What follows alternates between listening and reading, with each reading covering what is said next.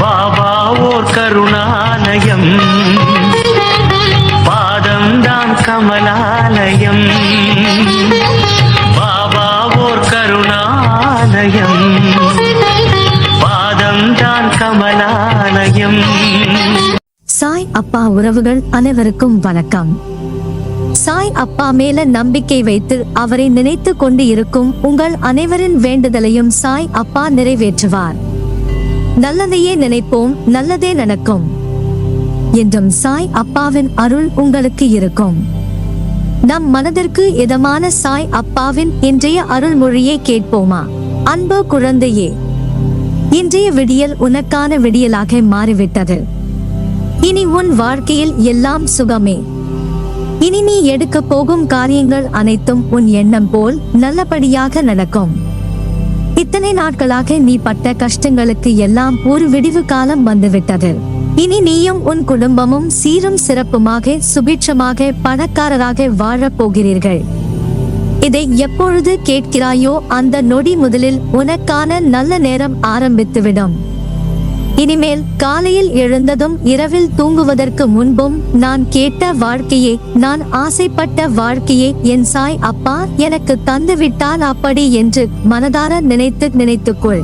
உன் வேண்டுதல்கள் எல்லாம் நடந்துவிட்டால் நீ எவ்வளவு சந்தோஷப்படுவாயோ அந்த சந்தோஷத்தை மனதார உணர ஆரம்பி.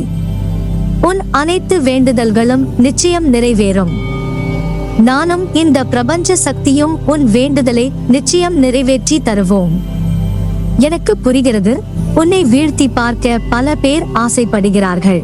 அவர்களிடம் கோபப்படுவது நியாயமான விஷயம்தான். ஆனால் உன் மேல் உண்மையான அன்பு கொண்டவர்கள் மீது எதற்காக உனக்கு வீண் கோபம்? அவர்கள் உன் நல்லதுக்கு தானே சொல்கிறார்கள். உன் மேல் உண்மையான பாசம் இருப்பதால் தான் உன் வாழ்க்கையில் நீ முன்னேற வேண்டும் என்று இதையெல்லாம் சொல்கிறார்கள். அதை கேட்டு நடக்கலாமே. நீ எத்தனை முறை வாழப் போகிறாய்? ஒரு முறை தானே. பிறகு எதற்கு இந்த வெட்டியான வீராப்பு, கோபம்? எல்லாவற்றையும் உதறிவிடு. ஒரு முறைதான் இந்த வாழ்க்கை, அதில் ஏன் அன்பை விதைக்க யோசிக்கிறாய்? நீ சிறிதாக அன்பு விதையை விதைத்தால் நீ நினைத்து பார்க்காத பூங்காவனமாய் மாறும். இந்த ஒரு முறை வாழ்க்கையில் அன்பை கொட்டிவிட்டு செல்வோமே என்று நினைத்து பாருங்கள், எல்லாம் அழகாக மாறும் தருணத்தை நீ உணர்வாய். நினைத்து பார்த்தாலே இது ஆனந்தமான நிறைவு பெற்ற வாழ்க்கை என்றால் நீ அதை செயல்படுத்தி நடந்தால் உன் வாழ்க்கை நிச்சயம் சொர்க்கமான நேரம்தான். ஒன்றை நன்றாக மனதில் வைத்துக்கொள். எது நடந்தாலும் சரி, நான் எப்பொழுதும் உன்னுடனே இருப்பேன். உன்னை வெற்றி மேல் வெற்றி பெற செய்து உன்னை ஒரு வெற்றியாளனாக மாற்றுவேன். உன்னை நோக்கி எந்த ஒரு துன்பமும் வராமல் நான் உனக்கு அரணாக இருப்பேன். நீ இனிமேல் ஜெயமாக வாழ்வாய். நீயும் உன் குடும்பமும் பாதுகாப்பாக இருப்பீர்கள். இனிமேல் தோல்வி, மனகஷ்டம், துன்பம் என எதிர்மறை உன்னை சூழும் போது என் நம்பிக்கையால், பொறுமையால், அன்பால் எதிர்மறையே நேர்மறையாய் நிரப்பு. நிச்சயம் எல்லா கடினமான சூழ்நிலைகளில் இருந்தும் விடுவிக்கப்படுவாய். நிறைவான சூழலில் நிம்மதியாக வாழ அதை உன் குறிக்கோளாய் ஏற்றுக்கொள். நிச்சயம் நினைத்து பார்க்காத நிறைவான திருப்தியை பெறுவாய். மாற்றங்கள் நிறைந்த விஷயங்கள் நிகழும் தருவாயில் உன் மனம் என்ற பெட்டகம் அமைதியான சூழலில் மாற்றத்தை ஈர்க்க, அதில் வாழ உன் மனம் தயாராகி கொண்டு இருக்கிறது. உன் வாழ்க்கையை இனிமையாக, மனநிறைவாக, நிம்மதியுடன் நான் அமைத்து தருவேன். அதனால் நீ எதற்கும் கலங்காதே. வாழ்க்கையில் உள்ள சில தருணங்கள் ஏன், எப்படி என்ற கேள்விகளும், ஏன் பிறந்தேன், எதற்கு என்னை படைத்தீர்கள் என்ற புலம்பல்கள் உன் வாயில் இருந்து பேசுகிறாயா? உன் புலம்பல் உனக்கான தீர்வாய் அமைந்துவிடும் என்று நினைக்கிறாயா? மேலும் அது உன்னை அந்த சூழலில் அமுக்கி மறுபடியும் உன்னை அதே சூழ்நிலைகளில் மேலோங்க தான் செய்யும். அந்த சூழ்நிலைகள் உன்னை அமுக்கி மூச்சை திணற வைக்குமா? சுற்றியுள்ள சூழ்நிலை உனக்கு மன அழுத்தத்தை ஏற்படுத்தும். ஆனால் அவைகள் உன்னை காயப்படுத்தாது. நான் உன்னை காப்பாற்றுவேன். வீணாய் உன் நிம்மதியை தேவை இல்லாத விஷயங்களுக்காக தொலைத்து கொள்ளாதே. உன் உற்றார் உறவினர் நண்பர்களே உனக்கு துரோகம் இழைக்கிறார்கள் என்று வருந்தாதே. அதை எப்படி எதிர்கொள்வது என்று நிதானமாக யோசித்து அறிந்து கொள். நட்பு பாசம் இல்லாமல் பணம் ஒன்றே குறிக்கோளாய் கொண்ட வியாபாரிகளான இவர்களுக்காக கவலைப்படாமல் உன் மனதை ரணப்படுத்திய நிகழ்வுகளை மறந்து உன் லட்சியத்தை அடைவதில் மட்டுமே நீ கவனம் செலுத்த வேண்டும். இந்த உலகில் ஜெயித்த அனைவருமே தங்களுடைய குறிக்கோளை மட்டுமே எப்பொழுதும் நினைத்து கொண்டு இருந்திருக்கிறார்கள். அவர்களை சுற்றி 1000 விஷயங்கள் நடந்தாலும் அதிலெல்லாம் அவர்கள் கவனம் இருக்காது.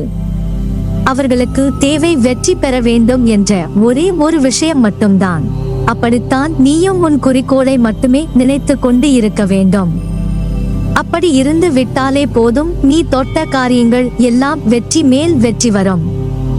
உன்னை பார்த்து ஏளனமாக சிரித்தவர்கள் எல்லாம் உன் வளர்ச்சியை பார்த்து மிரண்டு போய் நிற்பார்கள். அவர்களுக்கு முன்னால் நீ ஒரு ராஜாவை போல் ஒரு ராணியை போல் வாழலாம். வாழ்க்கையில் சாதிக்க வேண்டும் என்றால் தேவையற்ற பேச்சை குறைத்து தீர்க்கமான செயல்களில் மட்டும் ஈடுபடு. இவைதான் உன் லட்சியத்தை அடைய செய்யும் உத்திகள். வாழ்க்கையில் தோற்றுக்கொண்டே இருக்கிறோமே என்று சதா கவலை கொள்ளாதே. வெற்றி பெற வேண்டும் என்ற நம்பிக்கையும் உணர்வும் வாழ்வில் தோற்றதற்கான தவறை உணர்ந்து மறுபடியும் அத்தவறு நிகழாமல் செயல்பட்டால் வெற்றி பெறுவது உறுதி. நீ செய்யும் எந்த ஒரு காரியத்திலும் மற்றவர்களுக்கு எந்த வகையிலும் துன்பம் ஏற்படாதவாறு யோசித்து செயல்படு. ஒருவருக்கு துன்பம் இழப்பதற்கு முன் அத்துன்பம் வேறு ஒருவர் மூலம் உனக்கு வந்தால் எப்படி இருக்கும் என்று யோசி. எப்பொழுதும் நீ உன் தவறை ஒப்புக்கொள்ள முன் வருகிறாயோ அப்போது நீ மனசாட்சி கொண்டவனாகிறாய். என்றும் செய்த தவறை மீண்டும் மீண்டும் செய்யாமல் பார்த்துக்கொள்.